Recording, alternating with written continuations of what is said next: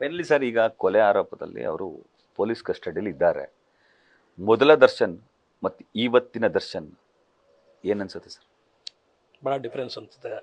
ಆದರೆ ಅವನಿಗೆ ಎತ್ತರ ಬೆಳೆದಷ್ಟು ನಾವು ಎಚ್ಚರವಾಗಿರಬೇಕಾಗಿತ್ತು. ಅವನು ಮೇಲೆ ಹೋದಷ್ಟು ನಾವು 4 ಜನಕ್ಕೆ ಕಾಣ್ತೀವಿ, ಕೆಳಗಡೆ ಇದ್ದ 4 ಜನಕ್ಕೆ ಕಾಣ್ತೀವಿ. ಮೇಲೆ ಹೋದ 100,000 ಜನ 1,000 ಜನ ಹೋದಷ್ಟು 1,000 ಲಕ್ಷ ಹಿಂಗೆ ಕಾಣಿಸ್ತೀವಿ. ಅದನ್ನು ಅವನು ಬ್ಯಾಲೆನ್ಸ್ ಮಾಡಲಿಲ್ಲ. ನಾನು ಹಿಂಗಿದ್ದೀನಿ, ನನ್ನ ಜನ ಏನು ಅನ್ಕೋತಾರೆ, ಏನು ಮಾಡ್ತಾರೆ, ಇದೆಲ್ಲ ನಾವು ಹಿಂಗೆ ವರ್ತನೆಗಳು ಮಾಡಬೇಕು, ನನ್ನ ಸರ್ಕಲ್ ಹೆಂಗಿರಬೇಕು, ಇವೆಲ್ಲ ಯೋಚನೆನೇ ಮಾಡಲಿಲ್ಲ. ಅವನು ಜೀವನನ ಒಂಥರ ಎಂಜಾಯ್ ಥರ ತೊಗೊಂಬಿಟ್ಟ. ದುಡ್ಡು ಬರ್ತಾಯಿತ್ತು, ಎಂಜಾಯ್ ಮಾಡೋದು ಅಷ್ಟೇ ಅವನಿಗೆ ಜೀವನದಲ್ಲ. ಅವನು ಇದು ಮಾಡ್ಕೊಂಬಿಟ್ಟ. ಶೂಟಿಂಗ್ ಇದ್ರೆ ಇಲ್ಲಿ ಹೋಗೋದು, ಇಲ್ಲಾಂದರೆ ಎಲ್ಲ ಹೋಗೋದು, ಅಲ್ಲಿ ಕುಡಿಯೋದು, ಇಲ್ಲಾಂದರೆ ಎಲ್ಲ ಒಂದು ಬಂಡೀಪುರ ಹತ್ರ ಹೋಗೋದು. ಈ ಥರ ಅವನಿಗೆ ಒಂಥರ ಜೀವನ ಜಾಲಿಯಾಗಿ ಕಳೆದ್ಬಿಟ್ಟ. ಕಳೆದ 10 ವರ್ಷದಿಂದ ಏನು ಅವನು 15 ವರ್ಷ ಹಿಂದೆ ಫುಲ್ ಜಾಲಿಯಾಗೇ ಕಳೆದ್ಬಿಟ್ಟ. ಅವನು ಹೆಂಗೋ ನಡೀತದೆ, ಹೇಗೋ ಬರುತ್ತೆ.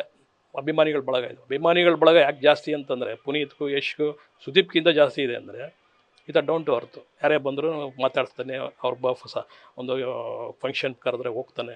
ಅಲ್ಲೆಲ್ಲ 100 ಜನ ಸಿಗ್ತಾರೆ. ಅದೆಲ್ಲ ಅವ್ನು ಚೆನ್ನಾಗಿ ತಿಳ್ಕೊಂಡಿದ್ದ. ಅವನು ಮೊದಲೇ ಹೇಳ್ತಾ ಇದ್ದ, ಒಂದು ಆಟೋಲ್ಲಿ ನನ್ನ ಹೆಸರು ಬಂದುಬಿಟ್ಟು ಸಾಕೋಣ, ನನ್ನ ಇಡೀ ಲೈಫಲ್ಲೇ ನಾನು ದೊಡ್ಡ ಅಭಿಮಾನಿ ಸಾಕ್ತಂಗೆ ಅಂತ. ಯಾಕೆಂದರೆ ಅಭಿಮಾನಿಗಳು ಅಲ್ಲೇ ಉಟ್ಕೊಳ್ಳೋದು. ಯಾಕೆ ಒಂದು ಆಟೋ ಇಲ್ಲಿ ಒಂದು ಕಡೆ ಓಡೋಲ್ಲ, ಇಡೀ ಸುತ್ತ ಓಡೋದು. ದರ್ಶನ್ ಫೋಟೋ ಹಾಕ್ತವ್ರು ಅಂದರೆ ಒಂದು ಜನ ಇಂಪ್ರೆಸ್ ಆಗ್ತಾರೆ. ಅದನ್ನು ನಾನೇ ಅಬ್ಸರ್ವ್ ಮಾಡಿದ್ದ. ಅವ್ನು ಭಾಳ ಚೆನ್ನಾಗಿ ಸೂಕ್ಷ್ಮಗಳು ಅರ್ಥ ಮಾಡ್ಕೊಂಡಿದ್ದ. ನ್ಯೂಸ್ ಫಸ್ಟ್, ನಿರ್ಭೀತಿಯಿಂದ ನಿಮ್ಮ ಪರವಾಗಿ.